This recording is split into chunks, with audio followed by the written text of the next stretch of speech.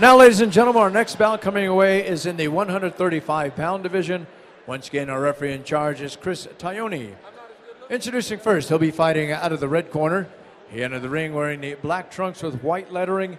He fights for and represents Filipino MMA. Ladies and gentlemen, here is Gor Mnatsakanyan.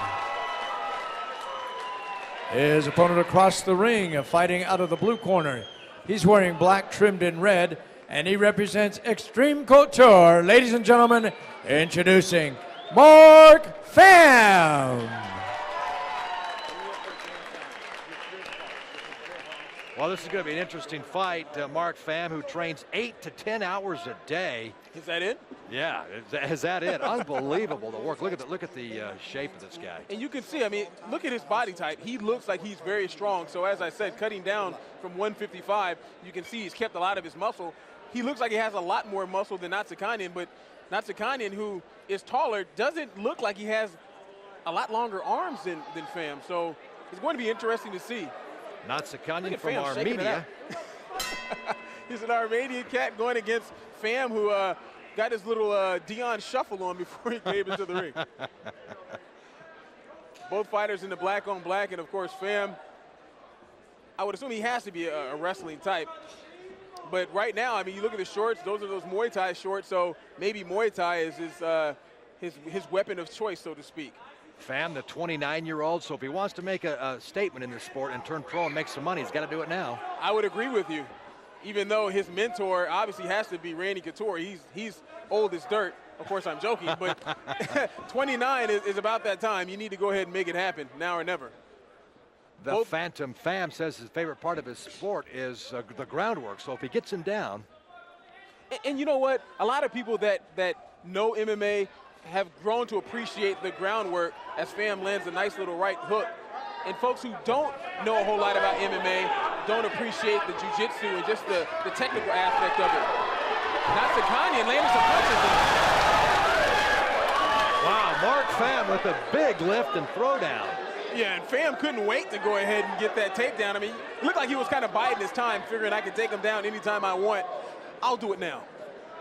Well, he is a wrestler by trade, of course. 8-0, as we mentioned, turning pro in October, and he's got his opponent on his back now. Now, right now, the body type that Pham has, it lends to a ground and pound. I mean, he can get up on his feet for the most part and try to drop punches because he's got short arms, so he might be able to get a lot of power. There he is, ground and pound. Just as you were saying. In the full guard of Mnatsakanyan, and Pham doing exactly what he would do in a cage, taking him to the corner, but in the, what armbar attempt here by Mnatsakanyan. Pham has the short arms. Of course, he's going to get that out, but a nice attempt nonetheless by Mnatsakanyan. Watch out for the triangle here by Pham. He's right in there. All right, round number 2. Round number 1, I would assume that Chris and I both have Pham winning that first round. Mnatsakanyan coming in with a couple nice strikes and then gets carried across the ring and lands on his feet. He's doing a good job of attacking, but look how low his hands are. I mean, Pham, exactly, straight left hand right down the pipe. That's a weapon of choice for a southpaw always against an orthodox fighter. Mnatsakanyan doing a great job of avoiding the takedown. Pham lands in a guillotine choke. You see the redness of his face here. He's in guard. Now he pulls it out. Nice attempt by Mnatsakanyan. Oh, he's got another armbar attempt. He may just have it. He may just have it. Mnatsakanyan, Pham doing a good job of defending that armbar. Twice. He did, and when he rolled over, I thought he may have had a good enough position to complete that armbar. Mnatsakanyan, very, very savvy on the ground here with some of his jiu-jitsu. And you mentioned the length of Pham's arms to his advantage. I couldn't agree with you more, Chris. I mean, that's like trying to get Brock Lesnar almost in a sense in an arm lock, because Pham not only has shorter arms, but look at him. He's got some guns. You know, it's amazing that guy started out 20 pounds heavier. 20 pounds, not 10, but 20. You know what's interesting about that? A lot of times you'll see guys on The Ultimate Fighter they're fighting at a weight 15 to 20 pounds heavier than they end up fighting at when they're professional because they don't have the type of training that they do before they turn professional. For instance, Kenny Florian, who fought at 155 pounds for the UFC, he started at 185 pounds.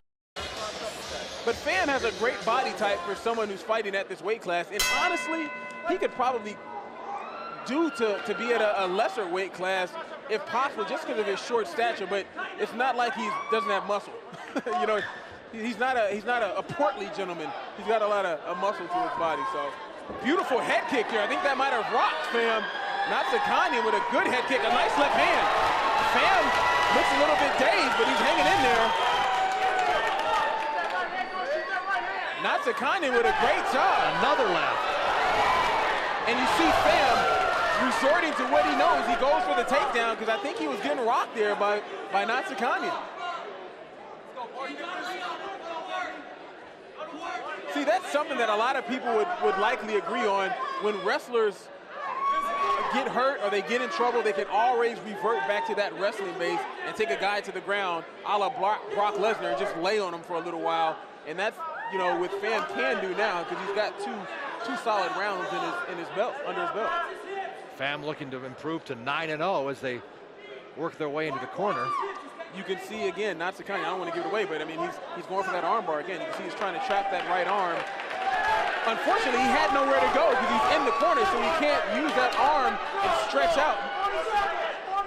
Happy for him that he's standing back up, but Mnatsakanyan needs to make something happen. Another head kick. He's timing Pham very good because Pham's going for that takedown. Unfortunately for Mnatsakanyan, he didn't connect with that head kick, and fortunately for Pham, he had that wrestling base to go back to, and he falls here in half guard. As time runs out in round number 3, the final round, Mnatsakanyan would love to get this thing stood back up one more time at least. Yeah, because I mean, he's had a few submission attempts, but he's not going to get it from here. And Pham, you know, a guy who's getting ready to go pro, he hears the 10-second count. He knows he's got this win. He figures, you know what? Let's go ahead and take this win and get out of here. As Mnatsakanyan reverses. Too little, too late. Too little too late, but once again, we thought this would be a good fight. It was a good fight. It was a very good fight. Mnatsakanyan came to fight.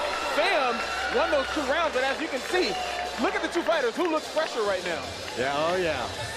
Well, Pham, we may only see him one more time on a Tuff-N-Uff card, and that's September 18th. He's turning pro. You know what? I'm happy for him, and it's good to see guys go from Tuff-N-Uff to the professional range.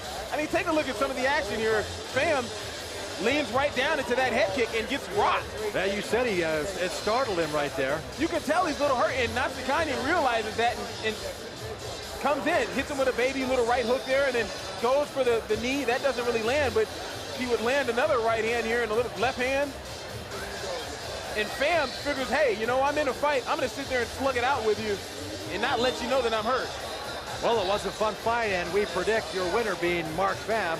Mark the Phantom Pham, who is turning pro, and we'll go up into the ring and get the official award, but once again, the takedowns. I mean, really, that's what won Pham the decision, in my opinion, the fact that he could go to that wrestling base and get that takedown anytime he wanted.